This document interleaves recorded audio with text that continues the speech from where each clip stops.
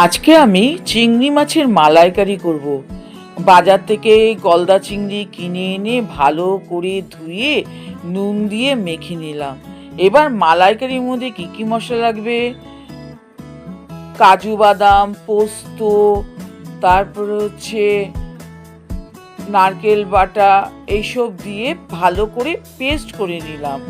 Paste করার পরে তারপরে কড়াইয়ের মধ্যে ঘি গরম করে দিয়ে তারপরে চিংড়ি মাছগুলি, তারপরে এর মধ্যে একটু গোটা গরম মশলা দিয়ে দিলাম। গোটা গরম মশলা দিয়ে চিংড়ি মাছগুলি আস্তে আস্তে করে লাল লাল করে ভেজে নেব। ভাজার পরে তারপরে আমি তারপরে ওই পেস্টটা যেটা করেছি সেই পেস্টটা দিয়ে দেবো। সেটা একটু নাড়িয়ে নেব। নাড়িয়ে নেওয়ার পরে আমি একটু জল দিয়ে দেবো। জল দেওয়ার পর যখন দেখব ঘিটা উপরে উঠছে, তখন আমি কাশ্মীরি লঙ্কা গুঁড়ো আর গরম মশলা গুঁড়ো দিয়ে দেবো, ছড়িয়ে দেবো। ছড়িয়ে দেওয়ার পর যখন পুরোটা ভালো করে তেল উঠে গেছে, ঘি উঠে গেছে, তখন আমি এটাকে, ঘি যে উঠেছে, তখন আমি এটা নামানোর আগে আমি মাখন দিয়ে দেবো। মাখন দেওয়ার পর যখন ভালো করে উপরে মাখনটা ছড়িয়ে যাবে, তখন আমি এটাকে নামাবো। এই চিংড়ি মাছের মালাইকারি খুবই উপকারী, বাচ্চারাও খেতে পারবে।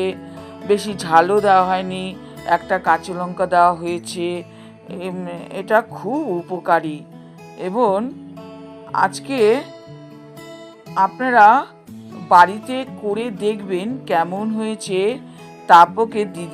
তারপর আপনারা কমেন্ট করে জানাবেন এবং এই চ্যানেলটিকে সাবস্ক্রাইব করে দেবেন। যদি ভালো লাগে সাবস্ক্রাইব করে দেবেন।